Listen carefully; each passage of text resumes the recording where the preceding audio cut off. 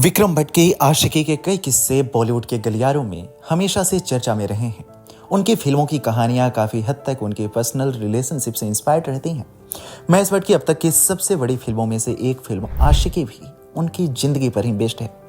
महेश भट्ट की कंट्रोवर्सीज ने उनकी जिंदगी पर हमेशा असर डाला है, लेकिन फिर भी कहीं ना कहीं उन्होंने अपनी जिंदगी में आई महिलाओं को अपनी प्रेरणा बना लिया। 20 साल की उम्र में ही उन्होंने अपने बचपन की दोस्त लॉरेन ब्राइट यानी किरण भट्ट से शादी की। शादी के 1 साल बाद ही दोनों की जिंदगी में पूजा भट्ट आ गईं, लेकिन जल्द ही महेश भट्ट परवीन बॉबी के साथ रिलेशनशिप में आ गए। परवीन बॉबी उस समय कबीर वेदी से अलग हुई थी और उन्हें सहारे की जरूरत थी। ऐसे में महेश भट्ट ने उन्हें सहारा दिया और दोनों लिव इन में रहने लगे।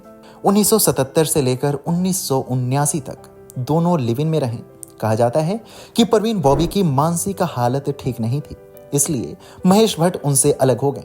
महेश भट्ट ने आगे चलकर यह कन्फेशन भी दिया कि मैं किरण से शादी के बंधन में बंधा हुआ था, एक बेटी का पिता था और मैं उन दोनों के लिए रिस्पॉन्सिबल था, पर मेरा शरीर किसी और महिला के प्रति आकर्षित हो रहा था। कई न्यूज रिपोर्ट्स में आपको महेश भट्ट का यह कन्फेशन मिल जाएगा। इसके बाद 1979 में वो फिर से अपनी पहली बेबी किरण भट्ट के पास लौट आए। 3 सालों बाद यानी 1982 में राहुल भट्ट का जन्म हुआ। इसके बाद 1984 में फिल्म सारांश की शूटिंग के दौरान महेश भट्ट को फिर से प्यार हो गया। इस फिल्म की शूटिंग के दौरान ही वो सोनी राजदान के साथ रिलेशनशिप में आए और 1986 में इन दोनों ने शादी भी कर ली। सोनी राजदान ने 24 साल पहले सिमी ग्रेवाल के शो में बताया था कि किस तरह उनका महेश भट्ट के साथ रिलेशनशिप शुरू हुआ। उसी शो में महेश भट्ट ने भी अपने रिलेशनशिप और जिंदगी को लेकर खुलासा किया था। महेश भट्ट ने कहा था, शुरुआत में नाराजगी थी। बच्चे सोचते थे कि यह एक दुष्ट औरत है जिसने उनके पापा को उनसे छीन लिया। मैं भी उन्हें अपना गुस्सा निकालने देता था। मैंने कभी बेटी पूजा से अपना अफेयर नहीं छुपाया। तब वह 10 साल की थी। मैं उसके पास गया और बताया कि तुम्हारे पिता और उस लड़की यानी सोनी राजदान के बीच यह सब चल रहा है। उसने मेरी तरफ देखा और बस सिर हिला दिया। पता नहीं उस सिर हिलाने का क्या मतलब था।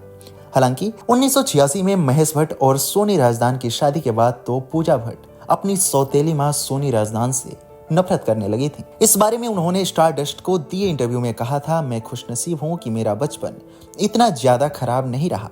मानती हूं कि मॉम और डैड बहुत लड़ते थे और कई बार घर में खूब हंगामा मच जाता था, लेकिन मैं चुपचाप सब देखती रहती थी। मैं उस वक्त बहुत छोटी थी और कुछ नहीं कर सकती थी। हाँ, इस सब का मेरे दिल दिमाग पर गहरा असर हुआ, लेकिन मैं तब बड़ी हो रही थी तो इसे अपनी जिंदगी का एक हिस्सा मानते हुए स्वीकार कर लिया। मेरे मम्मी पापा ने मुझसे कभी कुछ नहीं छिपाया। पूजा भट्ट ने आगे कहा था कि पापा ने सिर्फ हमें क्यों नहीं छोड़ा। मम्मी पापा इसलिए अलग हुए क्योंकि वह साथ नहीं रह सकते थे। शुरुआत में पापा से नाराज थी कि उन्होंने एक दूसरी महिला के लिए मेरी मां को छोड़ दिया। मैं सोनी राजदान से भी नफरत करती थी। उन्होंने हमारे पापा हमसे छीन लिए थे। ऐसा भी वक्त था कि सोनी का नाम सुनते ही मैं भड़क जाती थी। तब माँ ने मुझे समझाया कि मैं पापा पर गुस्सा न करूं क्योंकि वह दिल के बहुत अच्छे इंसान हैं। हालांकि समय के साथ चीजें बदल गईं और अब पूरा परिवार एक हो चुका है। सोनी राजदान की ही बेटी हैं आलिया भट्ट और शाहीन भट्ट।